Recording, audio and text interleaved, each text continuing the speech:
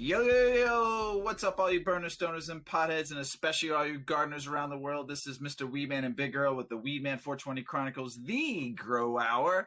Big Earl, my brother, how you doing, my friend? I'm doing good, man. I'm doing good. How about yourself? I'm doing great. You know why? We're recording on a Sunday afternoon with our good friend Trichome Jungle all the way across the pond in Spain. What's up, Trichome? How you doing, brother? Hey guys, thanks for having me on. Looking forward to the show. Yeah, we're going to try this again. So I'm super stoked to have you on and get this show rolling. But before we get started, let's smoke. It's Sunday. It's Sunday smoke sesh. Let's smoke. And I'm smoking on stanky haze grown by my friend Big Earl over there. Big Earl, tell me a little bit about the stankiness of the stanky and the dankiness of hazes I'm smoking right now. The Stanky Haze is Stankosaurus crushed the chilled wine haze. I was really trying to keep that haze sweetness and get some funk, but I didn't there's sweet and funk out there, so I feel like it brings a little something different. One of my favorite things of the Stanky Haze is that it changes flavors through the joint. It doesn't just go flavor to hash. It goes a pine fruit for me to a heavier funk, and then it hits the hash on the third step of the joint. But one of my favorites for sure. Oh, dude, it's amazing. What are you smoking on, my brother? I finally have gotten to trim up some Orange Soul. I did a little single branch cross of Trichome's Orange Soul and F2'd it, and got some trimmed up, and it's delicious and orange and everything that the F1 gave me, really. In honor of our friend Trichome Jungle here, you're smoking one of his strains. I love it. I love it. One of his breeds. Trichome, what are you smoking on, my friend? Some Shiva Soul at the moment. I've got a few different things to smoke tonight. Shiva Soul is what I'm smoking right now. This is some sun grown, done early in the season by one of my friends. So he finished up the harvest literally a few weeks ago. Come out beautiful. The terps on this, they range. This one's a little bit more on the sort of cherry pie side, but there's some that come out with this frankincense type of terp. Really beautiful. Wow. Frankincense, huh? We got to get some myrrh going on with that also. That's the dad to the Orange Soul, right? The Shiva Soul? No, the Soulmate that's from Bodhi. So I used that in the Orange Soul, and I used the same pollen donor in the Shiva Soul as well. Nice. Something different there. I have never heard of that terp, that flavor that you're talking about. Wow, it must be something spectacular. How's the smell, the nose on that? Oh no, even when anybody smoking it in the room, it's a very noticeable smell in the air. It's recognizable. It does stand out. Oh, I want some of that. I want to blow it in a crowd and just have everybody turn and be like, where is that coming from? That's the kind of bud I like. The kind that you blow in a crowd of people and they all turn their head and go, what? You guys ready to get the show started? Yeah. Let's do this. So, who the fuck is Trichome? I got to see a lot of your stuff. Your grow's fantastic. You also do a lot of other things too. But tell us who you are. Yeah, I grew up in the UK, in Wales. I started my growing and breeding in the UK. That was around in the early 2000s. So, and then I started messing around and chucking about some pollen around 2006 sort of time, maybe a little bit earlier, and then started creating more lines with a goal around 2006, 2007, and that's when Trichome Jungle sort of started. But over the last 10 years, I've been out in Spain, just because it's much easier to do what I want to do out here, and you can really do a lot more outdoor growing. So, growing with the sun and indoors. Well, I know the laws in the UK are way different than the laws in Spain. give us a little example of the two between the UK and why you moved over to Spain, and what's the troubling going on in the UK when it comes to doing what you do. Well, there's a lot of grey areas in Spain, and you've got the sort of club, the cannabis club sort of things in Barcelona. You have them all over Spain, but there's a lot of them in Barcelona, and it seems a lot more relaxed there. The clubs are covered by this grey area, which is you can smoke in your own premises and you can share product in your own premises, but getting the product to the premises and growing the product is a grey area. So you're not allowed to have it out on the street with you. Growing a few plants is always, they will turn a blind eye. And I think the overall outlook on cannabis in Spain, because they've been so close to Morocco and they've had a lot of hashish coming over for many, many years. Oh, lovely Moroccan hashish. Lovely. So they have a much more relaxed view on smoking cannabis than they do in the UK. Now, do you get to work with the clubs in Spain since you're there? I'm quite far away from Barcelona. Okay. So I don't tend to work with the clubs. I have done some things in the past. Some other people have put my genetics in there in the clubs. So yeah, but I just tend to do more my breeding and testing work and growing out for my own personal use really nowadays. So when you became a pollen chucker like Big Earl over here, what was the difference between moving from straight growing to kind of like going into like making seeds now? Was that like a change, kind of like, oh shit, I like this better? Or do you like doing both still, or do you like just, one or the other? Yeah, for me, I've just always had a very sort of, I've like my passions, I go full in. So it was just a natural evolution to sort of like start playing with a little bit of pollen and making my own seeds. I never had any like plan to be a seed company or even be a breeder. It was literally just tinkering about and chucking a little bit of pollen. The first one was actually a hermaphrodite in a rum, which was a blueberry that hermaphrodited. And we picked the seeds out of that. We popped a few seeds. We realized that a lot of the seeds were coming out, well, they were all coming out female. So that sort of like ignited a little bit of a interest in the sort of seed side of things. Then it was later that I started playing with a little bit of my own pollen that I'd collected. And the first sort of real creation with some sort of goal, it was the mantis, which we had a clone called Nap, and this was like a Hindu Kush type plant. Oh. Very short plant, super resinous, knockout sort of stone to it, very sleepy, but it was lacking on terps. So I wanted to add some more flavor into it. So I used this Santa Maria Haze male, and that added a beautiful like lime lemon type of terp into the offspring.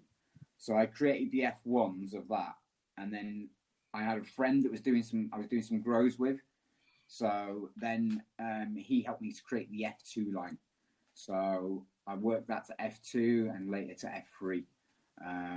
But that was over many years, the F2 and the F3. But the first, so that was your start. So that was basically like your start of like your first real breed. That's it. Do you have any seed? Do you have any more seeds of that, or is that all gone? No, I have some of the F3s of the mantis in my seed storage, and I'm sure I've got a few different mantis crosses from the original F1s as well. Nice. So you did it right. You grew it and you liked it and you saved it. I love it. I'm going to let Big Earl take over here because he's got some fun and fantastic questions he wants to ask. So go ahead, Big Earl. Yeah, that you're talking about like your first cross. What were some other famous, clones or strains around you back then? Was there anything that people talk about today, or I don't? You guys over here when you talk about 2006 uh, strains, we don't have really any of them around anymore. Some of the crosses, if you go back to like Northern Lights and some stuff like that, but we don't have anything like that around. You guys have kept on some of that lineage going? Well, the UK cheese is like a skunk #1 line. That's from 1990.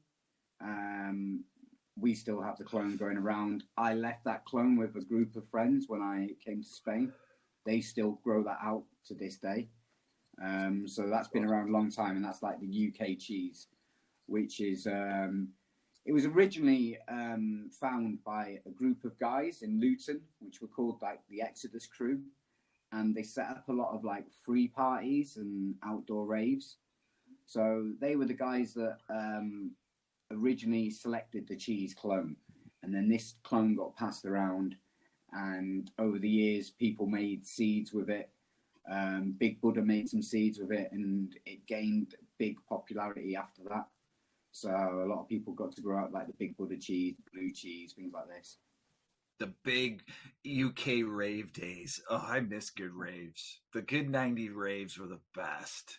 Oh, go to like noon and you walk out and the sun is blasting. You're baked out of your mind. And there's other things you did too, but you're baked out of your mind. You walk out and that sun blast. You're like, oh no.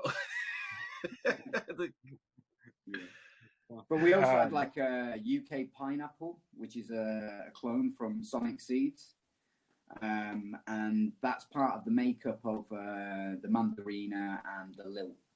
So that was another clone that was going around. But we had like a few of the American clones as well. Once we got to around like 2006, 2007, like the Bubba Kush, the pre-98, and the SFV OG Kush. Even like Subcool got a couple of his clones to the UK, so we were growing out his Jack's Cleaner clone. So there was a few nice things around. Before that, it was a lot of stuff, but it wasn't really never named. And that was like the times like Northern Lights. You get like these Shivas coming through, like Shiva Skunk and stuff like that. But yeah, once we started like keep giving them more names to the clones, that was a little bit later. And like before that, it was literally Tie Stick and stuff like this. Yeah. Besides that first Fem project, have you done another Fem project, or have you ever done like hit anything with like take anything to auto or anything? Not autos. I played around with like some somebody had sent me some autos using my Lil. I played around with them, but autos are just really not my thing. But Fem seeds is something I have been doing. I've reversed a few of my like plants for my library and used them in some Fem projects. I did the Orange Soul in regs and in Fems. I did all the Soulmate crosses in regs and Fems. So yeah, I do. There's a big market for Fems. So yeah, I've decided to make a few really nice female lines using the Soulmate. Yeah, people trust them way more than they used to. I don't know if we're better at breeding them or if people are better at growing them or what, but I remember Fems used to be like, oh, don't grow Fems, they're gonna herm. Same with autos, but now it seems like they're kind of catching up, and I totally agree. Like everybody wants Fems. They don't want the hunt. They want the Fems. Which, I mean, that's cool. I think back in the day when people were, it was only regular seeds, and those seeds did not carry any hermaphrodite traits at all because of how people bred those lines. Whereas nowadays people are willing to use some more temperamental plants in breeding projects. So regular lines, even nowadays, are just as likely to hermaphrodite as feminized lines. So when people were so used to not seeing hermaphrodites back in the day, and then you would grow these female seeds, and sometimes a whole plant would just like hermaphrodite on another level. So I think that put a lot of people off. But yeah, there's been some good female seeds made. I changed my view on them. Here's why and I've had this conversation with other breeders and growers before. I'm a small home grower. I have one small tent. To have to grow 4 or 5 or 6 in that tent is impossible. But you even have to start out. And I mean, I've grown nothing but regs except for one so far. I grew my first fem, my last grow, and it was a lot easier because I could fit 2 plants, one really nice, but 2 tight in this tent. So to have to grow a reg and have to start by 5 or 6 plants to find out if 2 or 3 are going to be female or if one's going to be female, it takes that time away from me to where I know it's going to just grow and go.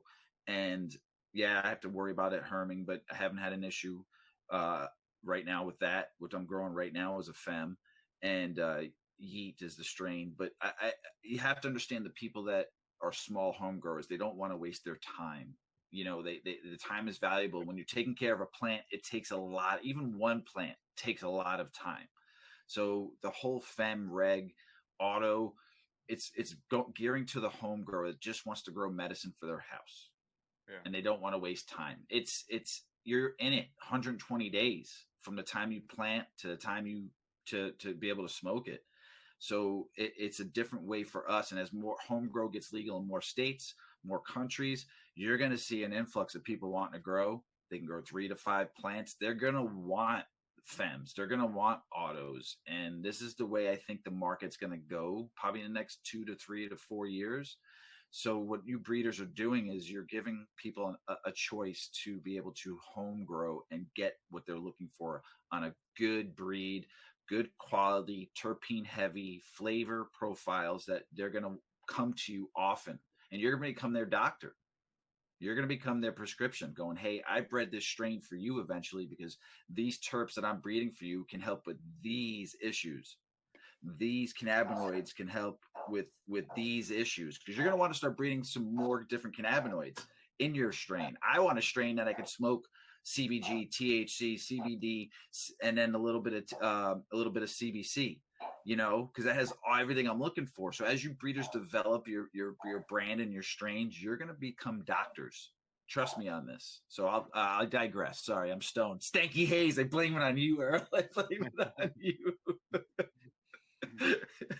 No, but definitely, like, people, like, especially with small growers, a lot of my friends, they only grow a set amount of numbers of plants. So yeah, they can only grow maybe 6 plants. So they don't really want to pop 10 seeds and have like half of them be male. Do you know what I mean?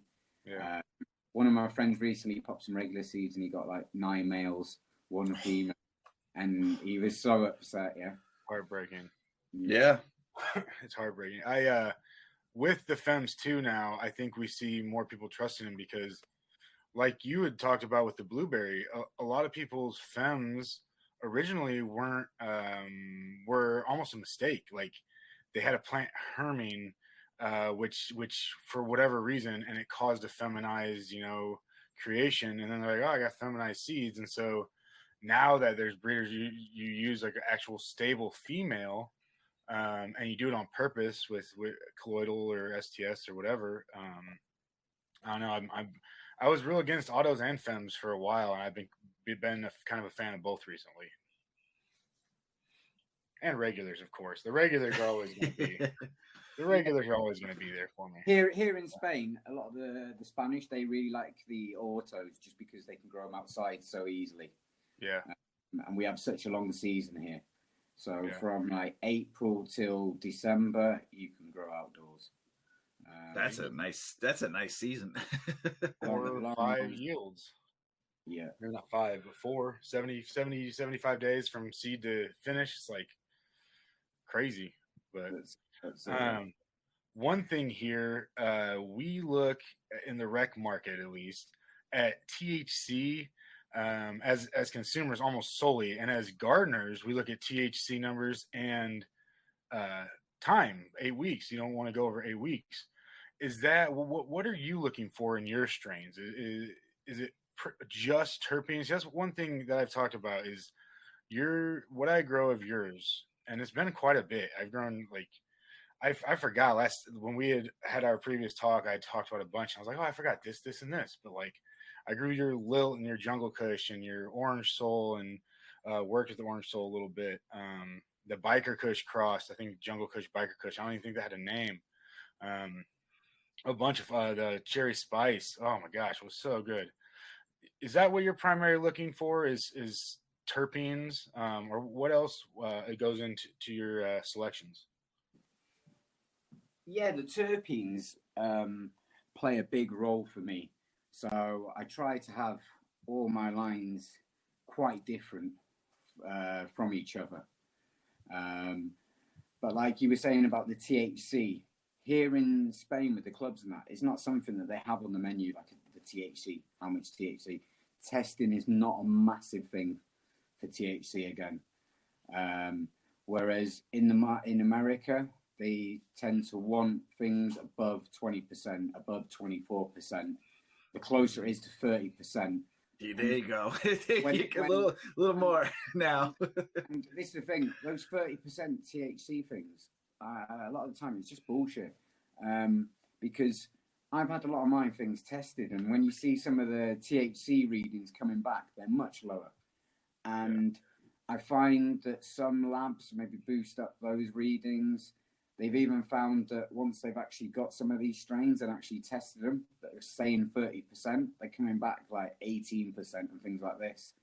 Yeah. So I think they boost them up, and you need those higher percentages for the market in America. Whereas here in Europe, we don't go on that. So it's about if the strain has a nice kick to it, because people do like a strain that kicks and relaxes them in the evening. And flavor is a big thing, and people are really coming round to this flavor. This is why I think Skittles has become so popular here in Spain, and Skittle hybrids. Even though they don't have the strongest stone, they do have a super beautiful flavor to them. Yeah? So can I say something real quick? Here's the difference between America and Europe. America, they don't look at flavor. They look at potency. We have no, and I'm probably going to get chastised for this. A lot of Americans don't have good palates. I'm not saying everybody, a lot. We're in our college phase still. We want the Bud Light or the ice house. Europe has a palate. Wine, food, beer, I mean, and cannabis, and is so much more. Your palate, I have a good nose. My palate is terrible. So for you, your palates are so overdeveloped in Europe. Why flavor is more important. And I've always said, I like to smoke a 14 to 20% strain. Give me more taste, give me more smell, give me more, there's just that pungentness that I can smell, because I taste through my nose, through my olfactory glands. So I don't have a terrible palate. I smoked since I was 20 years old. So, I mean, my palate, cigarettes I'm talking about. So, I mean, my palate is shot. So for you to do that, the smell has to be important too. The flavonoids have to be important too. We forget about that. So go ahead. Sorry, I'm just stoned and digressing. Yeah, but I think America though, like before legalization, no one cared about THC readings because no one was testing. So lots of beautiful strains were selected. A lot of the old school clones, Sour Diesel, OG Kush, even to the point of Cherry Pie and things like this. This was before THC readings. So you do have people that select for the flavors, but when the market becomes legal, it'd be the same here. So if it went legal here, you'd have people, the normal everyday people, coming in and wanting to get the most bang for their buck. They're like, what's the strongest? What's the highest THC? Because this is how an uneducated mind works. Yeah. So anybody back in the day that was doing selections and stuff like that, they were educated differently. So that's where it comes down to. And I see a lot of the seed companies putting THC readings on the seed packets. And each plant is so different. Even like I can take readings off the top bud and the bottom bud and get two different THC readings that fluctuate by 2 to 3%. Yeah. So what breeders should be doing is putting their flavor profile on there, and maybe the effects instead of worrying about THC, because every plant grows differently. So, but you should say what kind of terpenes were found in there, what kind of flavor profile, because that would draw me to that more so than saying on a seed pack, oh, this is going to turn out to 30%. That's bullshit. You don't know. See, what I've done like all my mothers, I've had terpene tests done on them. So, for instance, I could in the future put each mother side of the cross and show the terpene of the mother side. And if it's a feminized cross, then you could show both sides of the terpenes from both parents. So they can see what's gone into it. But obviously the offspring will be varied in somewhat, depending on how they mix together. And terpenes are like such a major thing, because it's not the THC that's totally getting us stoned, because that has like an effect, but it's all the other chemicals combined with that THC that has the overall effect. Why do some strains have a very close THC reading within 2%, but have totally different effects? And that's what it comes down to, the terpenes.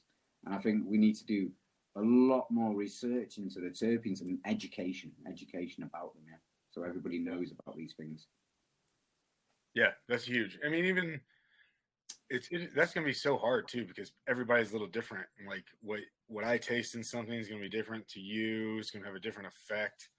But you'll be drawn to certain flavors, like even in food. Yeah, I find food almost like your body will tell you what you need. Yeah. So if you're drawn to certain smells, maybe your body needs access to these things for certain purposes. So yeah, I think it's and each person is very different. Yeah. No, yeah, I like that's something right there that we definitely need more education on. That's when you talk to people, I have not a ton of people in my life, but definitely more than a handful of people that it's almost purely medicinal. And the first conversation I have with them is, "What do you like?" And it's, "Well, what do you mean?" "Well, I like sativa or indica." And it's like, "Well, no, what flavors do you like?" That's it. Here's 6 different flavors. Which one of these do you just like more? It's so huge. It's everything. Yeah, we've been trained so differently about sativa and indica. When someone says that, it's just like, dude, so you want an indica plant? So then I can go, here's your cushes, here's this, here's that. They're just saying indicas. They've been taught that indica down, sativa up, which is not always true. So yeah, I tend to, like, when people come to me asking about seeds, I tend to ask them, do you want a long flowering plant or short flowering plant? Do you want a tall plant or a short plant? And what flavors and terps do you like? Yeah. And from that, once they tell me, okay, I don't mind having a tall plant, I can go to 9 weeks, I like these type of flavors, I can literally just say this strain, or this strain. Then it's very simple for me when talking to people, when people come to ask for advice. Because those are the 3 main things I find. What flavors do you like? How long are you willing to flower for? And how much space, tall or short plants? Whether they like a more up buzz or more of a stone, that will come down to it as well. But this can be played with as well, especially with certain strains, by just letting them go a little bit further or picking them a little bit early. This has a really big effect on the overall higher. Should put a DR dot in front of Trichome Jungle from now on, just so people know. When you take it further, unless and I'm sure it does way more and it's very specific, but one huge thing it does is a lot of the THC turns to a CBN, and because you can mature it a little bit, and that's known to like relax and bring you down and like not get you as head high and stuff. At least from what my readings, and that's why I everything 10 weeks minimum. Yeah, I'm smoking some stuff, which is so a friend gave me some. Oh, what was it now? Skywalker OG. He grew it last year outdoors, full season, using all like plant ferments and stuff like this, all organic. And he let it cure. It's been in jars for like 7 months. But you smoke some of that, and I'm having a sleep. Yeah? It's so noticeable how much of the THC has changed into CBN in it, and giving you that more sleepy type groggy effect. Yeah. I've saved a couple of my early grows, like 3 or 4 or 5 nice nugs, and saved them. I got them like saved for like in a nice, cool, dark 60-degree area, and has produced some fabulous CBN to where it's like that's special to me now. So. Yeah, I mean it's great. Like you said, it's great. It's different. The Death Star, I'm not sure the lineage or if it's related to the Skywalker, but when you take that one, like the true Death Star growers, what I've been told is, oh, you got to take it at least 16 weeks. I think I've talked about this a couple times, and I did it, and I didn't notice a ton, but it was definitely like some of the zonkiest buds that I ever grew myself. It's interesting. I'm super geeked on what we're gonna find with more research that's coming out. So you talked earlier a little bit about some of the laws around there, and maybe I'm just not remembering it too well. So what do the laws look like there? Like you have your clubs. Do you have like a plant limit or a plant count or like a weight limit? Like, so here in Michigan, just the state of Michigan in the U.S., we have 12 plants to everybody over 21. You can get a card at the age of 18 that allows you another 12 plants. It's like you can have it medically separated. And then if other people want you to have their plants, you can have up to 5 people under you that allow you 12 plants on top of that. It's such a ridiculous thing. So you can't carry anything on the street with you at all. So you can't even have 1 or 2 grams. And then the plants themselves, no, it's all a grey area. So even if they came there and they only found a few plants, they might turn a blind eye to 2 or 3 plants. But it all depends on the police officer. So so they would take your plants away. You would have to go to court. You'd have to maybe explain it to the judge that it is only for you. There's that much there, and you have to prove that it's for your personal use and it's on your property. And you're not bothering the neighbours. Nobody can smell it. You're not. So this is a problem. If someone can smell it and someone makes a complaint, then that's like a public health problem. That's what they class it as here. Yeah. So it's not legal at all. You can smoke it in your own house. The clubs work because they're private associations. You join them, you pay an annual fee, you can go in and out. There's nothing on the outside that shows it's a club. It's all like very blank, black door. You wouldn't even know they exist. Yeah, little buzzer on the door. So, it's very. That's so different than here. We have giant signs that's like cookies and lights and like, and this is all new, but it's like even Amsterdam, people think that it's all legal in Amsterdam, but it works the same there. So they have the clubs, they can advertise it. They're allowed 500 grams on the premises. People can carry 5 grams, I think it is, or something like this on the street. But then how they get the flour and hashes to the coffee shops is a massive grey area because it's all illegal. Yeah. There's tunnels that lead up into a cavern that goes up into their bottom cellar, and that's how they get it all through. I'm just kidding. Oh, I was like, you for real? I'm just kidding. That's what I would think, though. It just appears every day, magically. Yeah, it disappears. Are they allowed to grow? Are the clubs allowed to grow? Like, could they harvest a plant a day? Right. The clubs, okay. So the clubs in Barcelona could have a grow and then say that they grow 1 plant or 2 plants per member. Yeah. Ooh. But again, if the police found it, they would have to go through the whole thing of a court case, probably. Yeah. That's really a lot of the same stuff. They create the gray areas to be able to be biased in whichever way they want to be towards it, and then the people they want to arrest in the gray areas, they do, and the people that they don't, they don't. And I mean, that's how it is here, at least. I can't speak for there, but it's always such an aggravating thing. They definitely need to bring in some law where they just literally someone sort of put something forward, but nothing ever came of it. But it was something like 12 plants indoors, 4 plants outdoors, and a little area to start seeds and have a mother plant and clones. Yeah, that would be beautiful. If everyone could have that, it'd be perfect. Yeah. Yeah, that would be perfect. That's dope. You know, I mean, that's. So you talked about Skittles earlier. Do you see a lot of? I mean, would you consider that like an American influence? Do you see a lot of like runts and a lot of the cookies stuff over there? Yeah. Well, I've got the Skittles. I've used that recently myself in some crosses. I've used a Girl Scout cookie cross with cherry pie. So yeah, I've used the Girl Scout cookie and some other things. So yeah, I've used a lot of like American genetics, the Bubba, the SFE over the years, the Sour Diesel. So yeah, and these American clones do have an influence.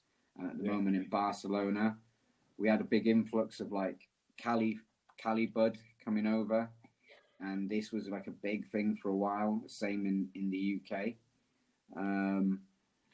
People all wanted that like Jungle Boys type stuff, things like this. So the runts is very popular. Skittles is just a very like finicky plant to grow. So most people who even get the clone will maybe grow it once and never grow it again. Just it's not the easiest plant for rooting and growing compared to other plants that we grow here. Have you noticed a difference when you cross it? Does it grow a little bit better when you cross it, or no? Some, but it does pass over those bad traits. I've got like a Skittles cross from another UK breeder, Spitfire Genetics, and made a thing called Tizer. And yeah, even the nice one of that, which leans much more towards the Skittles, is really like weak when it comes to rooting. Clones. What percent are you seeing like your seed sales go to the US? Or do you see like a lot of like South America or Africa or South Africa, I think, is anything like that? Yeah, no, South Africa, South America, yes, a few of the South American countries, because a few of them went legal and stuff like that. But America, Canada, UK tends to be the majority. UK, there's a big scene in the UK, but it's just so underground. If it ever went legal, you'd see all sorts of people popping out of the woodwork. It's just like such an underground scene, like how America was back in the day. Like I remember Americans coming to Amsterdam and they wouldn't even take seeds on the plane back home. Yeah, and how things have changed now. Hand them out at festivals. Oh yeah, people. I remember some Americans plugging seeds. Yeah, wrapping them and plugging them. Dude, when I first ordered seeds, Attitude Seed Bank, out of Europe, I can't remember exactly where, but if you wanted your seeds guaranteed to get here, they would take them out of the breeder's pack and just like write the strain or send like a little tag of the strain with it. Yeah, back in the day, we'd even do you remember like the binders? You get these like plastic binders for paper. DVD. Slide the paper in. They'd literally put them in that binder and then, or in between the paper and glue 2 pieces of paper. So you literally have to peel the paper back to get the seeds in the packet. But yeah, this is the things that we had to do back in the day. Some places still need to do that, like places like Australia and that. People need to still send the seeds like that. So We have some friends in Australia, don't we? Don't we, Yes. Earl? Yeah. Yes, and I've sent. You're right about that. That's one thing I didn't really realize was some of the delicacies of that stuff. And I've had people, primarily from Australia, ask for it to be discreet or in a DVD case, or just something not like, hey, this is what. That's a big reason just why I wanted bean in my name and not seed. Because I was like, well, this doesn't look like shit. It's a bean company.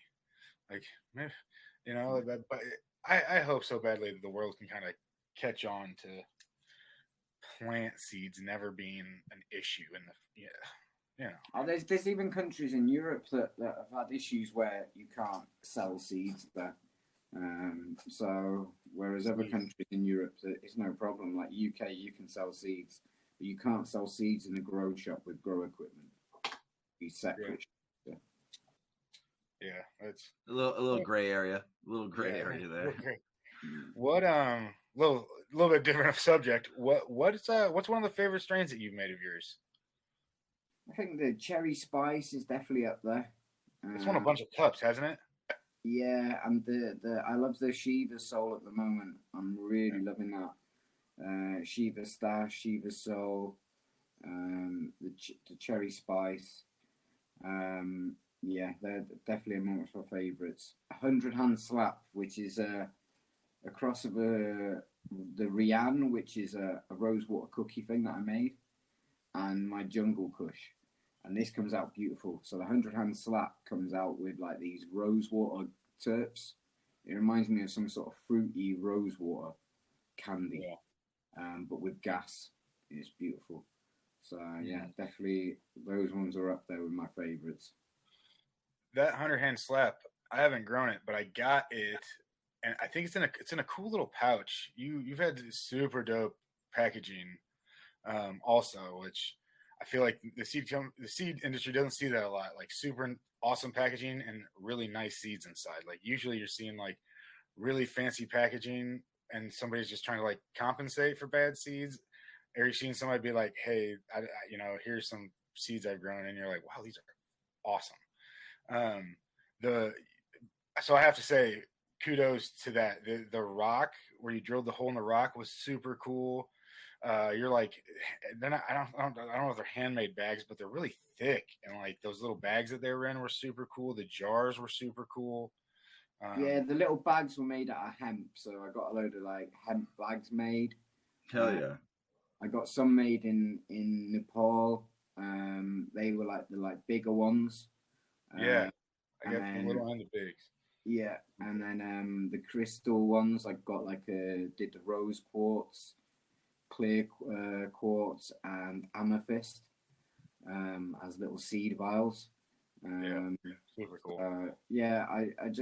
I thought, wanted to just make something a little bit more special and try and put some of my other interests that I have in with the seeds. I even tried to make some little handmade ones, like a little limited one, which is like there's a Indian sort of god called Mahakala, and I sort of made some little like heads of him out of clay, but they were so like I was like one by hand, like it took me so long, so I only made like a little limited batch. I think I did like 33 of them in the end or something like this. Yeah, it's a lot. For a lot of people just don't think about their packaging at all. It's like cheapest Mylar bags from wherever you can get them, and throw a label on them, and you're good to go. Yeah, so. I've done it myself though. I've used Mylar bags, made things very simple. Do you know what I mean? Especially for posting. So the crystal things became a problem. They were okay for like direct orders, but when I was sending a lot to distributors, it ended up being quite a big box, very heavy box. Yeah. So the Mylar bags tend to be a very easy way to post stuff. You can fit a lot in an envelope very easy. So I understand why people do it. I just made some Mylar bags myself with a logo by Mr. Kobo. He does some really awesome designs, so it's like I like to use like Indian gods and little sort of things like this. So I've done some mylar bags with that, with the soulmate crosses, and they come out really nice. Yeah, I think I know that you got them in like some different colors, and it's a person kind of meditating on there with some cool design in it. That's it. Yeah, very cool. What do you got coming up? Anything we should be looking out for Trichome 2023 or anytime soon?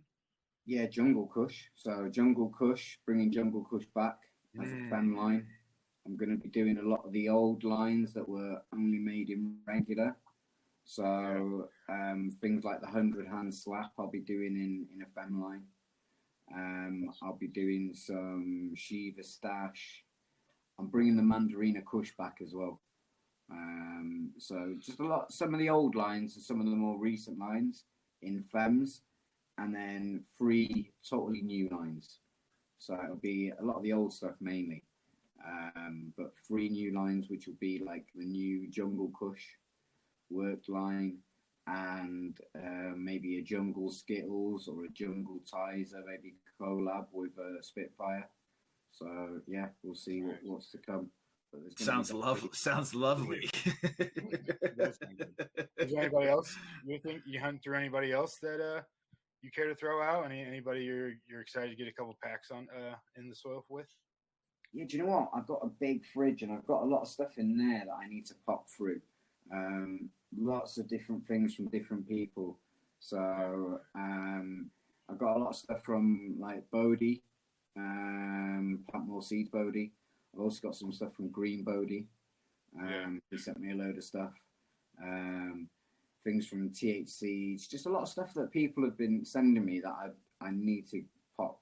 So I'm going to do a big selection soon with a lot of other people's stuff, and see what I find in there. So I'm looking forward to seeing some pictures on that. It's going to be awesome.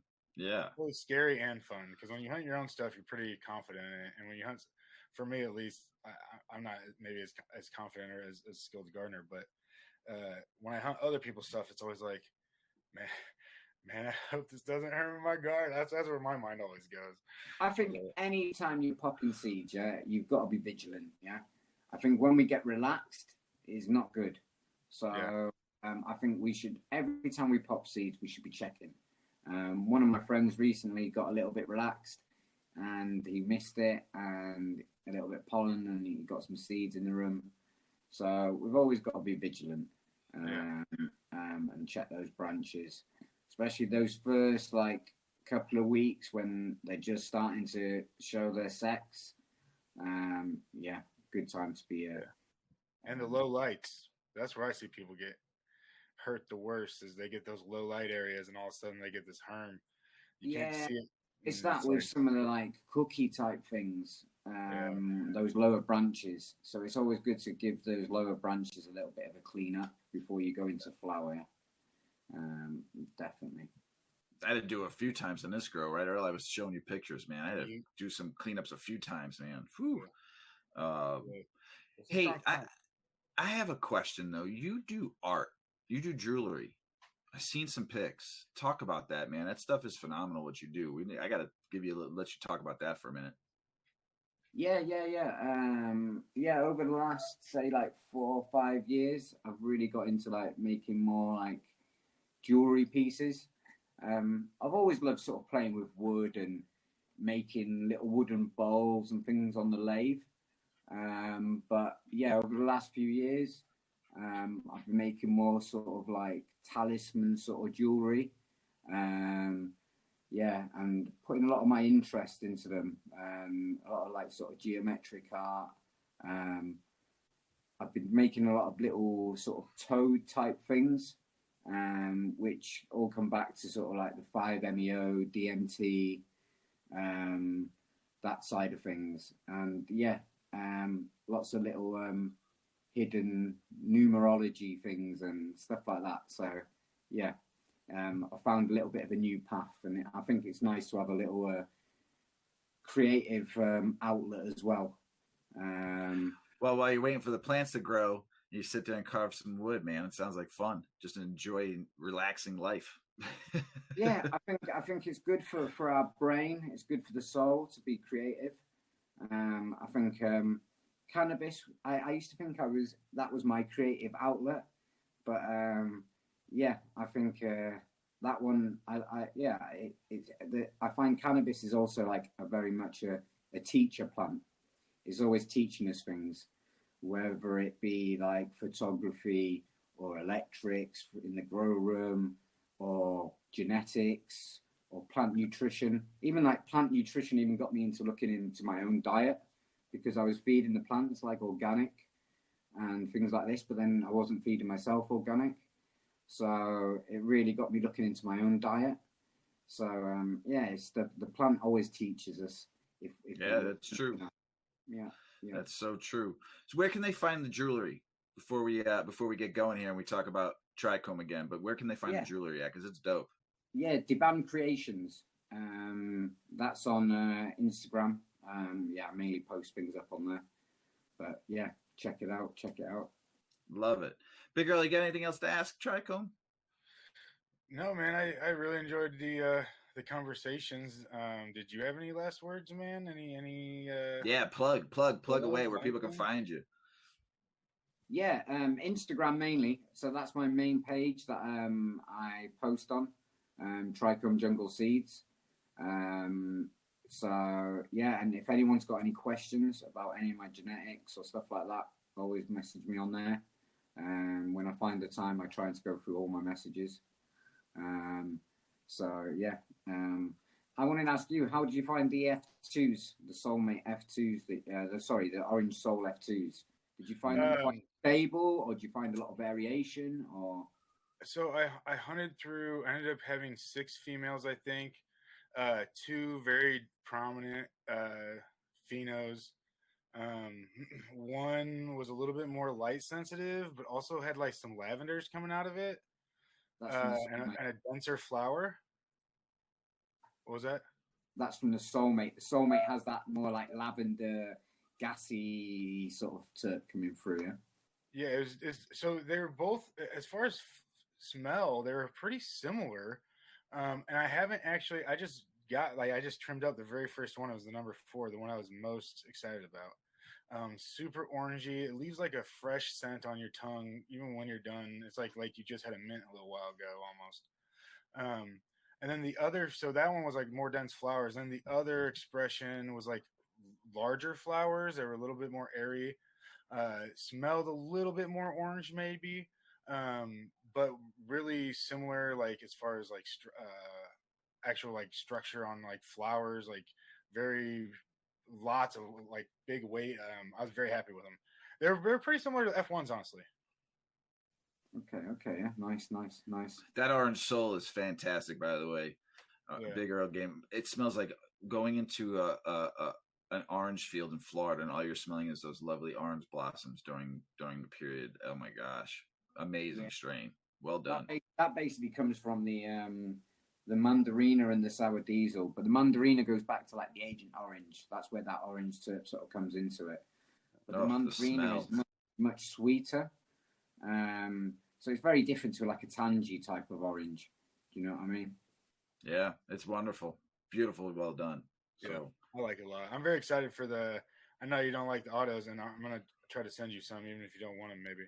But I'll definitely pass them on to like some of my friends out here. Yeah. I always go to their gardens and visit them, and they like to do autos. So I'll definitely chuck a few to a few friends, and we'll see the outcome. I'll send you a bunch because I'm making the selections I'm making off of like almost purely an orange terp with that nice big flower structure. So I'm trying to hold the orange in there really hard through the auto, and they're getting a little sour too from the male. So by the time they get there, I'm hoping to hold on to a lot of what the Orange Soul had. It's a very dominant trait. Whenever you use the orange from any of the Mandarina crosses, it tends to be a very dominant trait that it passes over. It definitely has been. Yeah. Nice.